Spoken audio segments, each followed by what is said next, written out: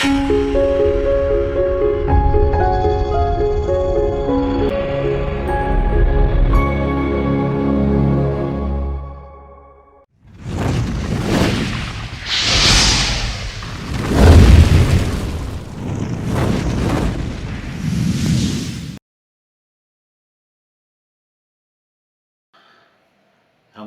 इस साल के अंत में हैं, लेकिन ये साल का अंत नहीं है। क्यों मालूम है? ये साल, दिन, तारीख, ये सब मनुष्यों ने अपने हिसाब के लिए बनाई है। इसको आगे पीछे भी कुछ कुछ लोग, अब इजराइल की तरफ से अगर हम देखेंगे तो ये अलग तरीके से होता है, यहाँ हम देखेंगे तो अलग तरीके से होता है। हर जगह में अलग अलग है। अभी जो हम लोग मना रहे हैं, इसका एकदम स्पेसिफिक, एकदम सही चीज है ऐसा जरूरी नहीं है। अभी एक मेरे इसमें, आपके इसमें देखेंगे, एक बेन करके लिखा हुआ है, उसमें देखिए एक एक मॉन्यूमेंट है, मॉन्यूमेंट टाइप का है। इसका ये जो जो मॉन्यूमेंट दिख रहा है वहाँ पर, जो उनके डीपी में उस बेन लिखा हुआ ना, उस डीपी में देखिए जो मॉन्यूमेंट है, उसको, उसका जो रेप्लिका है उसका अगर सोचेंगे तो उनका साल 2012 में उनका दुनिया खत्म हो गया। वो जो मॉन्यूमेंट है उनका दुनिया 2012 में, उस जाति का, इनका जाति बोलते हैं, फिर और एक जाति बोलते हैं, दो तीन नाम उन लोग का, तो जाति का साल ही खत्म हो गया। तो इस वक्त में बहुत सारे लोग, इस वक्त में, आज के डेट में यीशु को मानने वाले सबसे ज्यादा धर्मी होंगे आज के डेट में, क्योंकि लोगों को आशीष चाहिए आने वाले साल। कभी याद रखिएगा, ऐसे वाली चीजों से परमेश्वर सख्त नफरत करता है। इस वक्त में जो भक्ति के साथ बैठे, हम नया साल में प्रवेश करें प्रभु तेरी आशीष के साथ में, और सिर्फ जो प्रवेश करना, ठीक है, प्रवेश द्वार, ध्यान दो कि तुम कौन से द्वार से प्रवेश करते हो। इस वक्त की भक्ति किसी काम की नहीं है, क्योंकि यह भक्ति केवल अपनी भलाई को सोचकर, ये दुर्भावना, मतलब इसके एक प्रकार से गलत भावना को मन के अंदर में डालकर कि भैया मैं परमेश्वर की, जैसे वो अगर अगर आप हिंदू लोग से जाकर पूछें कौन से पाद में, है ना, प्रवेश किया, लोहे का पाद है क्या, सोने का पाद है क्या, पाद मतलब पैर, या फिर चांदी का पैर है क्या, चांदी के पैर में इस साल प्रवेश हुआ है, सोने का प्रवेश हुआ है। 2024 जो न्याय का साल है, 2024 बंटवारे का साल है, 2024 अच्छा दूध और दूध का दूध और पानी का पानी करने वाला साल है।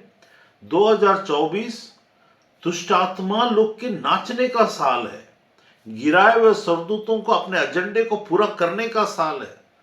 इस वक्त में केवल आशीष आशीष करके अंदर प्रवेश न करें, बड़े भय के साथ, प्रभु हम तुझसे वंचित न हो जाएं, परमेश्वर हम तुझसे वंचित न हो जाएं। हमें ऐसी बहुत सारी चीजें देखने को मिलेंगी इस 2024 में, जो आपके विश्वास में पानी मिलाएगा, आपके गाढ़े दूध में पानी मिलाएगा, आपको हल्का बनाएगा। ये वो वाला साल है। इस साल में ऐसे शैतान का नंगा नाच को देखने को मिलेगा जैसे आज तक भारत के इतिहास में कभी नहीं हुआ। ये वो वाला साल है। इसीलिए ये आशीष के साथ, अभी थोड़ी देर पहले में एक लड़का मेरे को बोला, आज सबके लिए प्रेयर किए। आज क्या है सबके लिए प्रेयर? आज क्यों चाहिए? यही मेंटालिटी तो आज तक ईसाई लोग के अंदर में डालकर इसकी सच्चाई से, परमेश्वर की असली सच्चाई से दूर करने के लिए ये भावनाओं को इस्तेमाल किया जाता है। आज भी क्या पड़ा हुआ हमको कि हम आशीष में प्रवेश करेंगे। भैया परमेश्वर का हमारे साथ होना ही आशीष है। आप परमेश्वर के साथ हैं, वही आशीष है। ये दिन क्यों आया यहां पर? ये क्यों तुम एस्ट्रोलॉजिकल जैसा ज्योतिषी लोग करते हैं कि सोने के पाद में प्रवेश किया क्या, इसमें प्रवेश किया क्या, उस संक्रांत कैसे प्रवेश हुआ, क्या हुआ? इस चक्कर में हम कैसे नए साल में प्रभु, oh lord I praise you father, ओ तेरे वो नए साल में प्रभु हम तेरे साथ में प्रवेश करते, ये ऐसा नहीं होता, ये धोखा है। अंत तुम क्या करते हो? अंत में तुम्हारे अंदर में तुम्हारी आशीष को, अरे प्रभु सब चीज को खत्म, अब परमेश्वर तुम्हारा, हम थैंक्स गिविंग, आज ना सबको चर्च में ना ये वचन बांटे जाएंगे कार्ड में लिख करके। उस वचन के अनुसार परमेश्वर के ऐसा बांटता है कि परमेश्वर बोला मैंने अपने आप को तुम्हें दे दिया है, I have given myself to you, I have sacrificed my everything for you. एक वचन है, दो वचन है, चार, मेरे को ना ब्लेसिंग का वचन मिलेगा आज बांटेंगे पास्टर लोग। ये वचन परमेश्वर की ओर से आया है। पूछा कभी परमेश्वर से? छापते समय, लिखते समय, प्रिंट करते समय ऐसा बिक रहा है और सब मेरे को आज परमेश्वर ने बात किया। ये तो लॉटरी सिस्टम जैसा हो गया। अब परमेश्वर किसी को आज इस साल में कुछ डांटना चाहता तो तुम तो आशीष के वचन दे दिए उसको। वो एक पेकड़ आएगा और बोलेगा I am with you my son, I will never forsake you. O Lord मैं अभी फिर से जाके पीऊंगा, अब तू मेरे संग संग रहना। ये होने वाला है। अभी सब चर्च में जाके देखिए ब्लेसिंग के वचन मिल रहे होंगे, ये एक प्रकार से जादू टोने के बराबर है। मुसलमान के पास जाकर देखिए ऐसे से लिख के देगा कुरान का आयतों को, जादू टोने के बराबर है। ये ब्लेसिंग के वचन एक अगर तुम लेकर के आए, एक वचन, तो तुम पूरे साल में तुम ये सोच के परमेश्वर ने बात की, जबकि परमेश्वर ने बात ही नहीं किया। परमेश्वर अपनी आत्मा के द्वारा बात करता है। कोई भी चीज के एक चुनकर तुम चुनोगे। You are plucking those things from those कटोरीज। वो कटोरी से तुम चुन रहे हो कि परमेश्वर दे रहा है। What is that? आपके लिए परमेश्वर ने, यीशु क्या है? यीशु कौन है? परमेश्वर का वचन। तुम क्या चुन रहे हो? एक शब्द, दो सेंटेंस। तो सेंटेंस को लेने चले जाते हैं। दो sentence, God is with you, he will not forsake you. आज साल मेरे को परमेश्वर ने आशीष दिया, तो मेरे को क्या, कौन सा वचन मिला? तेरे को कौन सा मिला? अच्छा तुमको कौन सा मिला? अच्छा ये मिला क्या? कितने मूर्ख बन गए हैं। परमेश्वर का वचन उतर आया संसार में और तुम इस शब्दों को लेकर पड़े हैं। क्योंकि मेथोडिस्ट और टेररिस्ट दोनों एक बराबर हो गए। क्यों? ये टेरर और उसको ब्लेसिंग में बदलने के लिए इनके पास कोई क्या होता है? इसी को तो मूर्ति पूजा होता है। और किसको बोलते हैं? मूर्ति पूजा का मतलब क्या है? जो कुछ भी एक मूर्ति के रख दो और उसके सामने में तुम बात करो और उसको जो मतलब तुम सोचो, उसने बोला अरे तेरी अगर मर्जी होगी तो इसका इजाजत दे, एक फूल टाइम से गिरेगा। ओ पर इजाजत मिल गया। कोई हाँ के लिए गिरा कि ना के लिए गिरा नहीं मालूम। जब कभी भी हम परमेश्वर के वचन को अपने तरीके से चुनते हैं, वो मूर्ति पूजा है। ये मूर्ति पूजा के लिए साल की शुरुआत में शैतान मूर्ति पूजा करवा रहा है आपसे। याद रखिए, अगर आप जाकर ले चुके हैं तो आपने मूर्ति पूजा की, क्योंकि परमेश्वर से एक वैश्य के वचन में, यिर्मयाह के यिर्मयाह के वचन में लिखा, मैंने उन्हें नहीं भेजा, मैंने उन्हें कहने को नहीं कहा। बताइए, किसी को परमेश्वर ने बात किया है और वो ये ना हो, कुछ और हो तो क्या हो जाएगा? परमेश्वर कुछ और बड़ी जिम्मेदारी को दिया होगा तो क्या होगा? मूर्ति पूजा से शुरू करते हैं। ब्लेसिंग की चाहत में डर को, एक झूठा डर, एक झूठा प्रकार का, प्रभु साल भर कुछ नहीं, आज का दिन।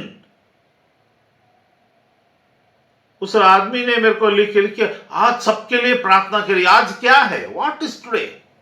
क्यों आज? क्यों आज? वो मतलब एक मूर्ति पूजा है कि आज के दिन, नए साल में, अरे परमेश्वर का भय मानना बुद्धि का आरंभ है और परम पवित्र परमेश्वर को जानना ही समझ है। उसके साथ के रिश्ते को छोड़कर अपने तरीके से आशीष प्राप्त करने के लिए कुछ भी बोल देना, और परमेश्वर तुम्हारे लिए, इस साल तुम्हारे लिए, परमेश्वर साल में भविष्यवाणी करता है ऐसा नहीं है, नहीं करता, लेकिन अपने तरीके से लेने की कोशिश। ये डर कहां का? ये तुम्हारा डर नहीं है, ये केवल तुम्हारा लालच है।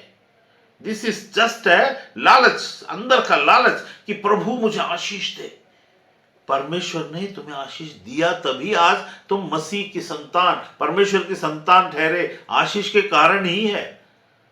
I have blessed you with eternal life. इसको तुच्छ ठहराना है, और आशीष कौन सा चाहिए? इसको तुच्छ ठहराना है, ये वाली बात जिसमें ये परमेश्वर के इसमें से अच्छा अच्छा वचन चुन लो, क्योंकि बुरा तो आएगा नहीं, बुरा तो कोई छापेगा नहीं। कोई बीमारी रखा है, तुमको परमेश्वर सावधान करना से आप क्या करोगे? आशीष के वचन मिल गया, मैं चंगा करने वाला परमेश्वर हूं। अरे मैं कुछ भी करूं, चंगा करेगा ना, मुझे तो आशीष मिला हुआ है। शैतान इसमें खेल खेलता है। जो वचन मिला उससे मिलता जुलता कुछ न कुछ होता है, और आप सोचते हो परमेश्वर ने किया, जबकि परमेश्वर ने बोला ही नहीं। ये उसका बोला गया रेमा वचन है। इसको लोगों में लेकर अपने आशीष के लिए लेना गलत है। परमेश्वर की आत्मा उस वक्त, आज अगर परमेश्वर आत्मा आशीष देना चाहते तो जरूर देगा, लेकिन वो आशीष का मतलब, what is the meaning of blessing? अब मैं इसमें समझाता हूं कि असल में ब्लेसिंग होता कैसे। अगर ये जिस दिन समझ में आ जाएगा ना, तो परमेश्वर के सामने जाने से ही डरेंगे। वहां वचन में, मत्ती में क्या लिखा है? वो वचन उसमें ढूंढिए जहां पर परमेश्वर बोलता है कि तुम मेरी वेदी में आने से पहले अपने भाई के पास जा और उसे क्षमा मांग, और फिर मेरे पास आ। क्यों बोला ऐसा? वो कौन से वचन? मत्ती में 7:6-4।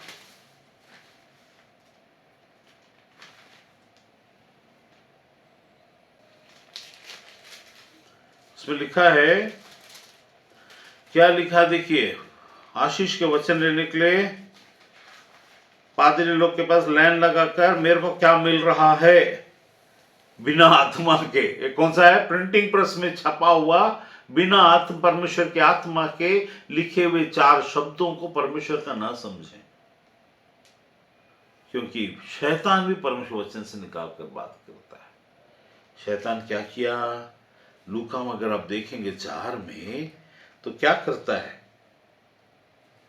लूका का 4, 13। जब शैतान सब परीक्षा कर चुका, अभी आपकी परीक्षा हो रही है 1 तारीख को। ब्लेसिंग का मतलब है सबसे खतरनाक। परमेश्वर से ब्लेसिंग का मतलब है सबसे खतरनाक, ऐसी बात जिसको अगर ना समझा जाए तो मृत्यु तक हो सकती है। यह है परमेश्वर की आशीष। समझाऊंगा कैसे। आशीष का मतलब होता है मल्टीप्लिकेशन। यीशु ने उस रोटी को लिया और धन्यवाद करके तोड़ा और उन्हें बांटने लगा, और उसने जब बांटा तो परमेश्वर को धन्यवाद देकर, आज हम क्या कर रहे हैं? परमेश्वर धन्यवाद। तोड़ा और बांटा और वो मल्टीप्लाई हो गया। अब आप जा रहे हो परमेश्वर के पास, परमेश्वर आज के दिन के लिए धन्यवाद, और आपका मन कपट से, ईर्ष्या से, द्वेष से, जलन से, मतवालेपन से, बुरी बुरी इच्छाओं से और बुरी बातों से भरा होकर, छोटी छोटी वो जो बातें तुम्हें समझ में आती आशीष के लायक, मुंह से, शब्दों से मांग कर, सच्चाई को न जानकर परमेश्वर के सामने ये सब को लेकर के धन्यवाद दोगे, परमेश्वर आशीष देगा। जैसी आशीष देगा, जो आपके पास में है वो बढ़ जाएगा। नफरत को लेकर के जाते और नफरत को छोड़ते नहीं, और परमेश्वर के सामने चले गए और बोले आज के दिन मुझे आशीष दे प्रभु। आशीष तो मिलेगा, नफरत 100 गुना बढ़ जाएगा। नफरत, जलन, ईर्ष्या, द्वेष तुम्हारे मन के अंदर में ऐसा बन जाएगा कि और बीमार पड़ जाओगे।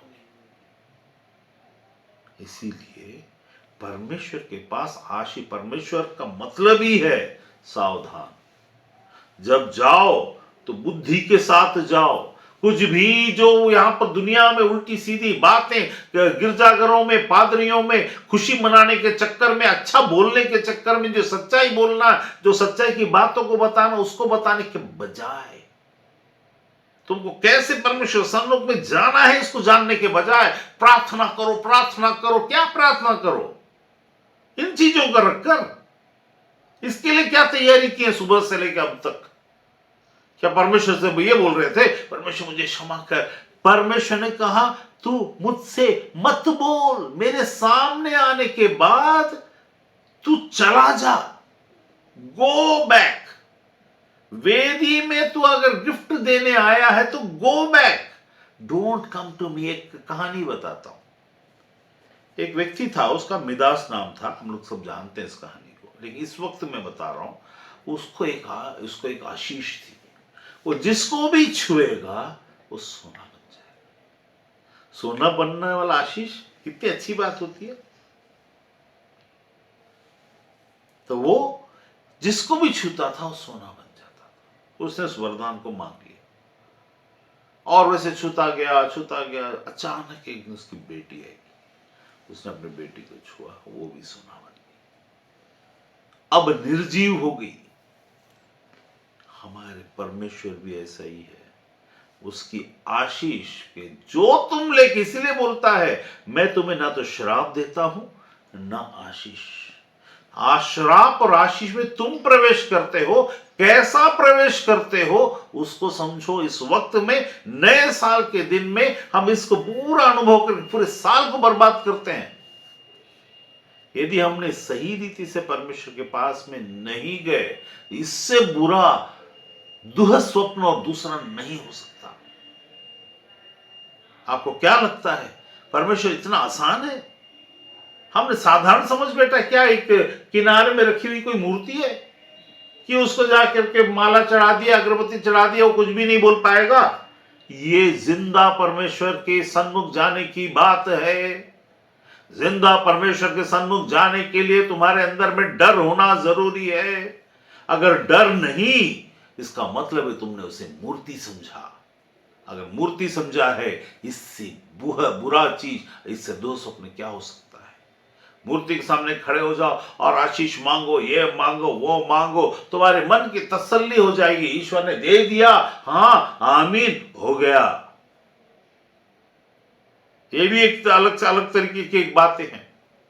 इसीलिए मेरे साथ निकाल यहां पर उसमें लूका 4:13, तब शैतान जब परीक्षा कर चुका तब कुछ समय के लिए उसके पास से चला। किसके पास से चला गया? मनुष्य के पास से, जो यीशु मनुष्य की रीति में था। कुछ समय के लिए उसके पास से चला गया परीक्षा करने के बाद। यहां तो आएगा, ये मौसम नहीं है जो आएगा और जाएगा। यहां पर तो हम गलतियों पर गलतियां, क्योंकि उसने पहले ही पूरी कलीसियाओं को तैयार कर रखा आज के दिन के लिए। ले बेटा, ये वचन तेरे को मिलेगा जो परमेश्वर ने दिया ही नहीं, क्योंकि परमेश्वर के वचन में से तुक्के में लेकर अच्छी अच्छी बातों को लिख करके डाल के इसमें से कुछ निकालो। लॉटरी सिस्टम है, जुआ है। निकाल कर उसको पढ़कर मेरे को आशीष मिल गया। बहुत सारे लोग तो इसमें से गए नहीं होंगे, लेकिन जितने लोग गए होंगे, सबके जिंदगी में शैतान कहीं ना कहीं कुछ ना कुछ काम करेगा परमेश्वर के वचन को लेकर। क्योंकि यहां यीशु के सामने में खड़े होकर उसने बोला, उसने 4:4 यीशु ने उत्तर दिया। उसके पहले वो क्या बोलता है? तब शैतान उसको परीक्षा करता रहा और उसने कुछ नहीं खाया। तो शैतान ने उससे कहा, यदि तू परमेश्वर का पुत्र है तो इस पत्थर से कह दे रोटी बन जाए। क्योंकि उसने क्या बोला था? एक उसके उसके एक कंगूर के समय में लिखता है, क्या लिखता है? तब यरूशलेम में जाकर मंदिर कंगूर में खड़ा किया उसने, यदि तो परमेश्वर का पुत्र है तो अपने आप को नीचे गिरा। क्योंकि, क्योंकि देखिए क्या बोल रहा है? क्योंकि 10वें वचन में, क्योंकि लिखा है, उसने देखा यीशु को बोलते हुए, क्योंकि लिखा है मनुष्य केवल रोटी से नहीं वरन हर एक वचन जो परमेश्वर के मुख से निकलता है जीवित रहेगा। अच्छा बेटा, लिखा वाली बात में आ रहा है क्या तू? लिखा हुआ बात में मैं भी आता हूं, ऐसा बोलकर 10वें वचन में क्योंकि लिखा है टॉन्टिंग मार रहा है। क्योंकि लिखा है, आज लिखी हुई बातों को लेकर के परीक्षा होगी। लिखी हुई बातों को तुक्के में चलाकर परीक्षा होती है। शैतान को आमंत्रित करने के इससे बेहतर तरीका दूसरा हो नहीं सकता। याद रखिए, जब तक कि परमेश्वर की आत्मा के द्वारा से, परमेश्वर की उभारे जाने के द्वारा से, पवित्र आत्मा के द्वारा से कोई बात अगर ना कही गई जिसमें जान ना हो, वो सब बातों में शैतान आता है। यदि कोई प्रभु का दास के नाम से खड़े होकर के परमेश्वर के बिना बताए आपको कुछ बताता है, इसका मतलब है कि उसने दुष्टात्मा से कहा है, लेकिन परमेश्वर को वचन से ही निकाल कर कहा है, क्योंकि लिखा है। अब आपकी परीक्षा चालू हो गई है। साल के पहली तारीख को शैतान को आमंत्रित करके चालू न करें, और अपने आप को परमेश्वर की आत्मा के अधीन रखें। परमेश्वर आत्मा के आह्वान को चाहें कि वो आह्वान करे, वो आए और वो आपसे बात करे। कोई पट्टियां, कोई चिट्ठियां और कोई लिखी हुई बातें नहीं, क्योंकि लिखा है। आ गया शैतान, आया। परमेश्वर की उसी वचन को लेकर आप याद रखिएगा, वो साल भर आपकी परीक्षा उसी से होती रहेगी। परमेश्वर का वचन जो परमेश्वर के मुख से निकलता है वही जीवित रहेगा। याद रखना, मुख से निकलता है। मुख से तो पूरा बाइबल निकला हुआ है, तो क्या बाइबल पूरा मेरा प्रभु धन्यवाद, ये पूरा मेरे को तूने बोल दिया, ऐसा ही क्या? ऐसा नहीं है। इसका मतलब क्या हुआ? इसका मतलब यह हुआ कि गलत रीति और गलत तरीकों से गिरजाघर के, चर्च के, मंदिर के अंदर में ही शैतान को आमंत्रित किया जाता है। क्योंकि उसने क्या किया मालूम है? ये 10 वर्षों को फिर से पढ़ी, वहां लिखा है 4:10 में, उसके ऊपर में, तब उसने यरूशलेम में जाकर मंदिर के कंगोरे पर खड़ा किया।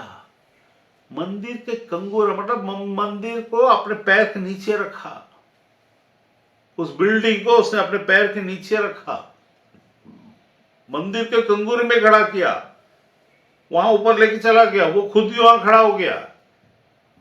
आपको क्या लगता है, मंदिर के अंदर हो या ऊपर, उससे कोई फर्क नहीं पड़ता। उसको फर्क पड़ता है परमेश्वर की आत्मा और परमेश्वर के जीवित वचन से, मरा हुआ वचन नहीं। ये जो लिखा हुआ बात किसी का वचन, अभी बताइए, अगर किसी को बोला गया एलिशा, एलिया उठ और निकल, कोई दूसरा जाएगा तो भालू और शेर खा जाएगा। जिसको बोला गया उसी को जाना है। तो यहां पर आज के दिन प्रभु के नाम में हम ब्लेसिंग के साथ अंदर घुसेंगे। आज तक सोच कर देखिए, पिछले जनवरी में ब्लेसिंग से घुसे, क्या पूरा ब्लेसिंग मिल गया है? जांचने परखने का विषय है ये। पिछले जनवरी में, उसके पिछले जनवरी में, उसके पिछले जनवरी, परमेश्वर आशीष देता है आपके विश्वास के अनुसार, वो अलग बात। कर्म के अनुसार वो अलग बात है, कैसा विश्वास करते उसके, या उसने हमारे लिए आशीष को सोचा होगा। आपको जो वचन मिला वहां, सेकंड, आपने जो ब्लेसिंग को के साथ अंदर घुसे, क्या फुल्ली इस साल आप अपने जीवन के साथ सेटिस्फाइड हैं? कुछ बातें अच्छी हुई, बुरी नहीं हुई क्या? हुई ना? कुछ बातें अच्छी हुई, क्या सब बातें अच्छी होंगी? बिल्कुल भी नहीं, बिल्कुल भी नहीं। यीशु की 33.5 साल में, 33.5 साल के अंदर में कई बुराइयां यीशु के साथ में हुई। क्या परमेश्वर उसके ऊपर में नहीं था? याद रखिए, कर्म जो परमेश्वर ने हमें दिया है उसमें दुख का झेलना एक बात है। इसका मतलब ये नहीं कि वो आशीष नहीं दे रहा है। आशीष का मतलब हुआ आत्मा में वो हमें मल्टीप्लाई करता है, मन में मल्टीप्लाई करता है। और वो लोग जो परमेश्वर के इस गुण को न जानकर उसके सम्मुख में जाकर प्रार्थना करते, कई लोग ऐसा, मुझे हियाव नहीं था लेकिन आज यीशु के लहू के द्वारा मुझे हियाव हुआ, मतलब उन लोग ऐसा हियाव दिखाते कि वो एकदम डंके की चोट पर, हाँ प्रभु आज मैं तेरे सामने यीशु के लहू के कारण मैं आकर खड़ा हो गया, वो ऐसा दिखाते जैसा मानो उसे झगड़ा ही कर लेंगे। अनुग्रह हमेशा अनुग्रह होता है, चाहे वो हियाव दे या हम जाके उसके सन्मुख में खड़े हों, हमारी नजर आत्मा में और मन में सदा झुकी रहेगी। कारण क्योंकि उसने हम पर दया की, हमने उसे कमाया नहीं। अब उस घमंड में चढ़ करके जब हम आगे बढ़ते हैं और किसी ने आकर, किसी ऐरा गैरा नत्थु कैरा ने आकर के हाथ रख करके बोल दिया आज के साल, इस साल में ऐसा हो जाएगा वैसा हो जाएगा, ये सब दुष्ट आत्मा को लेकर के इस साल में प्रवेश ना करें। याद रखें, परमेश्वर का भय मानना ही आपके लिए बचाव और आशीष का कारण ठहरेगा। मैं एक प्रार्थना करने जा रहा हूं। हाँ, उसके पहले में ये सेशन जो है, इस वक्त में जो प्रार्थना करूँ, मैं प्रवेश करने वाला प्रार्थना नहीं बता रहा हूँ, मैं उस प्रार्थना के बारे में बात कर रहा हूँ जो कुछ भी इस साल में था हमारा, प्रभु हम उसे सही रीति से समझें, धोखे की रीति से ना समझें। किसी के कहने, किसी की बातें या किसी प्रचारक बहुत अच्छे अच्छे लुभावने शब्द और ज्ञान की बातें बोल करके बड़ी ज्ञान जैसा लगने वाली बातों के चक्कर में ना फंसे।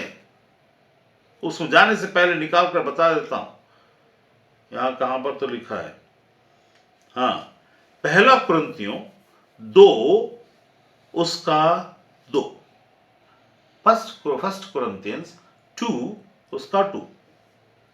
क्योंकि मैंने ये ठान लिया था कि तुम्हारे बीच यीशु मसीह वरन क्रूस पर चढ़ाए हुए मसीह को छोड़ और किसी बात को न जानूं, मैं निर्बलता और भय के साथ बहुत थरथराता हुआ तुम्हारे साथ रहा, और मेरे वचन और मेरे प्रचार में ज्ञान की लुभाने वाली बातें नहीं परंतु आत्मा का सामर्थ का प्रमाण था, इसलिए कि तुम्हारा विश्वास मनुष्यों के ज्ञान पर नहीं परंतु परमेश्वर की सामर्थ पर निर्भर हो। ये आपका वचन है, इसको ध्यान दीजिए। पौलुस यहां पर कुरिन्थ की कलीसिया को जो कहता है, ये हमारे लिए हमेशा का वचन दिया हुआ है। कौन सा? First Corinthians 2:2। फिर से पढ़ देता हूं। ये पौलुस कह रहा है, ये हमें समझना, हमको समझना उस चीज को। असल में किसको महत्व देना है, क्या महत्व देना, क्या बोलता है? क्योंकि मैंने क्या कर लिया, ये ठान लिया, इसको जिंदगी भर मैं रहूं या ना रहूं, हाँ कोई और रहे या ना रहे, इसको ध्यान दीजिए। पहला कुरिन्थियंस 2:2 अगर आपकी जिंदगी में है, आपका परमेश्वर आपको सदा आशीष देगा। क्यों? क्योंकि आप आशीष के योग्य ठहरोगे। ये वो योग्यता देता है, आपको एलिजिबिलिटी देता है कि आप कुछ प्राप्त करें परमेश्वर से। और वो एलिजिबिलिटी आपको मिलेगी कैसे? पहला कुरिन्थियंस 2:2 में लिखा, जो पौलुस कहता है कि मैंने ये ठान लिया। क्यों ठान लिया? आज आप ठान लो, इस बात को मन लगाओ, दुनिया के सारी चीजों को गोली मारिए, सिर्फ परमेश्वर की आत्मा क्या कहता उसको देखिए। वो आदमी ने क्या प्रचार किया, मैंने किया गया, इसने क्या कैसा कोई मतलब नहीं है। ये सच्चाई है। ठानना, किसको ठानेगा? नए साल में लोग कमिट करते हैं, ठानते हैं। मैं कहता हूं आत्मा में ठानिए, परमेश्वर की आत्मा के साथ जुड़कर ठानिए। यह ठानना आपको सदा जीवन, सदा परमेश्वर, सदा जय और सदा आपको अनंत काल की खुशियां देगा, और कोई चीज नहीं दे सकता। हर चीज में विजय यही दिलाएगा। पहला कुरिन्थियन 2:2 का अगर आपने ठान लिया, सिर्फ 2 मिनट है उसमें, फिर से बोलता हूं, आप अपने अपने जगह में पहला कुरिन्थियन 2:2 को निकाल कर बोलिए। वो जहां पौलुस बोलता है मैं ठान लिया, आप बोलिए इस जगह में 2 को, क्योंकि मैंने यह ठान लिया। तो आप ठान रहे हैं यहां पर, मैंने यह ठान लिया कि तुम्हारे बीच यीशु मसीह, वो तुम्हारे बीच, यहां आप बोलिए हमारे बीच वरन यीशु मसीह वरन क्रूस पर चढ़ाए हुए मसीह को छोड़ और किसी बात को मैं नहीं जानूंगा। फिर से दोहराता हूं, मैंने ये ठान लिया कि हमारे बीच यीशु मसीह वरन क्रूस पर चढ़ाए हुए मसीह को छोड़ और किसी बात को ना जानूं। वो चाहे कितना भी बड़ा नाम हो, कितना भी बड़ा शोहरत हो, कितनी भी बड़ी बातें हो, यीशु मसीह को जानने में कौन सा वाला यीशु मसीह, वो नहीं जो हालेलुया धन्य तेरा हालेलुया आमीन, सिर्फ इतना नहीं, क्रूस पर चढ़ाए हुए यीशु मसीह को छोड़ किसी और, इसका मतलब क्या हुआ? आपकी जिंदगी से परमेश्वर सैक्रिफिशियल, आपके शरीर भावता हुआ बलिदान चढ़ाने से संबंधित बातों में ये प्रथम है। 1 मिनट है, फिर से बोलता हूं, और ये मैं क्या बोलता है, मैंने ये ठान लिया कि हमारे बीच यीशु मसीह वरन क्रूस पर चढ़ाए हुए मसीह को छोड़ और इस साल में किसी और बात को न जानूंगा। मैं निर्बलता, मेरी कमजोरी, मैं बहुत ताकतवर नहीं, मैं बड़ा विश्वासी नहीं, don't try to boost upon your faith. मैं निर्बलता और भय के साथ बहुत, परमेश्वर को जो जानता है वो थरथराएगा, जो नहीं जानता वो अरे जाने दो, उसके सामने में नाच के दिखाएगा। तुम देखने के बाद नाचने के लायक ठहरोगे तब तो। अगर तुमने सच में ज्ञान में जान लिया तो तुम नाच नहीं सकते, वरन थरथराओगे, तुम्हारे पैर और हाथ नाचेंगे कांपते हुए। वो होना चाहिए। This is the respect that you have to give to your Lord. This is the respect that he expects from you. This is the thing that is required of you as a Christian, ऐसे परमेश्वर, अच्छे परमेश्वर को जानने के लिए। बस ये हो गया। यहां पर आप सबों का नया साल मुबारक हो।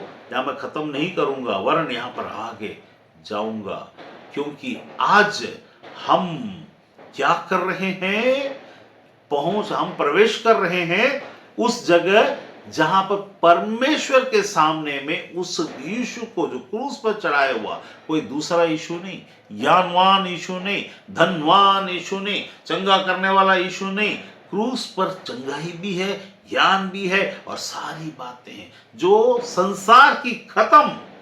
क्रूस का मतलब क्या हुआ? संसार की, शरीर की बातें खत्म, अब आत्मा की बातें शुरू। जिसको परमेश्वर की आत्मा की बातों के अंदर में, जिसके अंदर में काम शुरू हो गया, शरीर की बातें अपने आप से पूरी हो जाती हैं।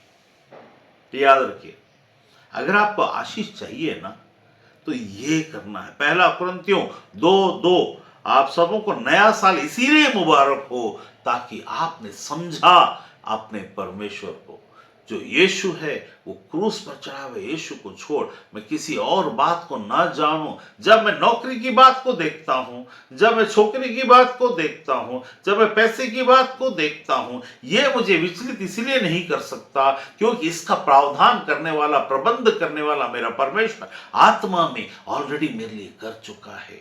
मैं अब उस क्रूस पर चढ़ा, क्योंकि इन सब बातों को मैंने उठाकर फेंक दिया, अर्थात उस क्रूस के ऊपर में मैंने लाद दिया है और उस क्रूस पर वो सब चढ़ चुका है मेरे लिए। अब वो जो यीशु मसीह जो क्रूस पर चढ़ाया हुआ है, वो मेरे लिए संसार का अंत करता है और आत्मा की दुनिया की शुरुआत करता है। संसार का अंत, क्रूस का मतलब जान ले। संसार का अंत वो कैसे करता है? जब उसने अपने क्रूस पर अपने आप को डाल दिया, ढाल दिया और वो अपने जान को छोड़ा। संसार का जान किसी काम का नहीं, परमेश्वर का जान हमेशा काम का है। उसका अनंत काल का जान, अनंत काल का जीवन जिसको कहते हैं। प्रभु, मैंने अपने जीवन में तुझे जो तू क्रूस पर चढ़ा, इसके अर्थ के मर्म को तू मुझे समझा, मेरे समझ को खोल, ताकि उस क्रूस के अंत में मैं हर चीज को अपनी जिंदगी का देख नहीं पाऊं। ये जो संसार के लोग ज्ञान की बड़ी बड़ी लुभावनी बातें कहते हैं, उसमें बड़ी बड़ी बातें तो हैं, लेकिन सच्चाई एक भी नहीं। लेकिन तू केवल सत्य और सत्य की बातों को प्रकट करता है। वे कहते तो संसार में इतने ऊंचे उठ जाओ कि संसार को छोड़ दो, और परमेश्वर कहता है तुम सिर्फ मसीह को तो छोड़ो, देखो जो ऊंचे पर उठाया गया है। कितनी अद्भुत बात है, कितनी अद्भुत बात है कि संसार कहता है तुम अपने आत्मा के जीवन में अपने आप को इतना ऊंचा उठा लो, हिमालय में जाकर बैठ जाओ, संसार को छोड़ दो। उनकी स्पिरिचुअलिटी का लेवल है संसार को छोड़ देना। हमारी स्पिरिचुअलिटी का लेवल है यीशु को ऊंचे पर उठाया गया और सारे संसार को खींच लिया अपने में और उसे मार डाला क्रूस के ऊपर में। मैं उस यीशु पर विश्वास करता हूं जो संसार का अंत करता मेरे लिए। मैं संसार में रहकर, हिमालय में रहकर नहीं, संसार में रहकर अपने उस मसीह के ऊंचे पर उठाए जाने के द्वारा से जब उसने संसार अंत मेरे लिए कर दिया, लेकिन उसने एक और आत्मा की, एक और बात की शुरुआत की। स्वर्ग राज्य, परमेश्वर का राज्य की शुरुआत मेरे जिंदगी में चालू हो जाता है। आज के दिन यदि वो आपको समझ में आ जाए तो याद रखिए आपको किसी की जरूरत ही नहीं, केवल आपको परमेश्वर के सन्मुख में रहना और कहना प्रभु ये है, इसको बोलने की भी जरूरत नहीं, आपके लिए होना शुरू हो जाता है। बोलने की भी जरूरत नहीं। यीशु ने बोला तुम क्यों मूर्ख बनते, क्यों चिंता करते हो? जब वो इन बातों के लिए करता तो तुम्हारे लिए नहीं करेगा? हमारे लिए नहीं होता हुआ हम देखते हैं, क्योंकि हमको इसका रहस्य को कैसे समझना है वो पता ही नहीं है। नए साल में हम प्रवेश किए 2024, लेकिन कितनी अच्छी बात हुई कि स्पिरिचुअलिटी के लेवल की उस बात को जो सनातन धर्म में और बौद्धिस्ट धर्म में और उस धर्म, जैन धर्म में, सब धर्म में जिसको यज्ञ करके, ये करके, वो करके अपने आप को खत्म करने की, वो अपने आप को खत्म करने की कोशिश करते और दुबले हो जाते और हठ योग करते, वो योग करते, ये योग, योग का मतलब ईश्वर से जोड़ना, ये सब करते। लेकिन असली योग है कि उस परमेश्वर को, उस प्रभु को, उस राजा को, उस मसीहा को जो छुड़ाने वाला, वो क्यों ठहरा? इसीलिए ठहरा क्योंकि उसने सारे संसार को अपने में खींच लिया और उसको लेकर के मर गया और फिर आत्मा में जिंदा हुआ। उसको बोलते हैं आत्मिक शुरुआत। क्यों ना हम आज उस आत्मिक शुरुआत को करें एक नए रीति से, जिसमें हम परमेश्वर से कहें मेरे अंदर की सारी संसारिता को खींच ले, मैं तुझ पर लादता हूं, अपना बोझ प्रभु पर डाल, कभी न घबराना, तेरा आदर मान करेगा, आश्चर्य कर्म करेगा। अपना बोझ चाहे कुछ भी हो संसार का, अब तुम्हें दबा नहीं सकता, क्योंकि उठाने वाला एक ने उठा लिया है। अब उठाएगा नहीं, तुमको उठाना है नहीं, तुमको आत्मा में उठाकर स्पिरिचुअल में 9 चक्र 8 चक्र को पार करके उठाना है नहीं, वरन तुम्हारा परमेश्वर ने सब कुछ उठा लिया।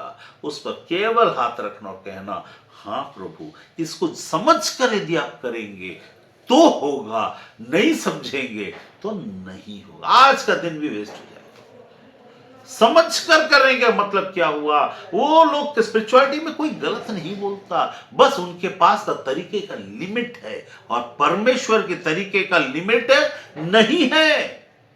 There is no limit for the works and the जो कोई परमेश्वर की बातें और चीजें, उसका लिमिट नहीं है। हर एक योग का, हर एक चीजों का लिमिट है।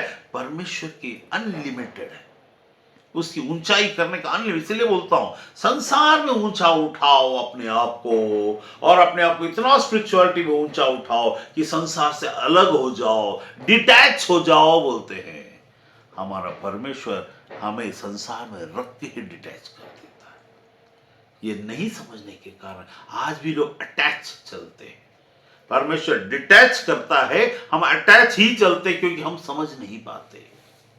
This is the day that the lord has made to make us understand.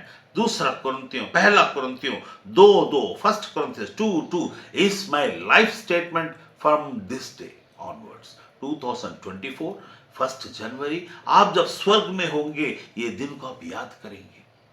जब आप परमेश्वर के सन्मुख में होंगे ये दिन को याद करेंगे क्योंकि वहां भी प्रतिफलों में कम और ज्यादा होता है, और आप वो होंगे जो ज्यादा प्रतिफल के साथ में वहां पर खड़े होंगे। क्यों? क्योंकि आपने इस बात को समझा कि पौलुस क्या बोलता, फिर से बोलो, अब 2023 में हमने कमिट किया, अब 2024 में हम कमिट कर रहे हैं। Once again repeat these things. पहला कुरिन्थियों 2:2 पौलुस बोल रहा है, वहां वो ठान रहा है, आज हम ठान रहे हैं।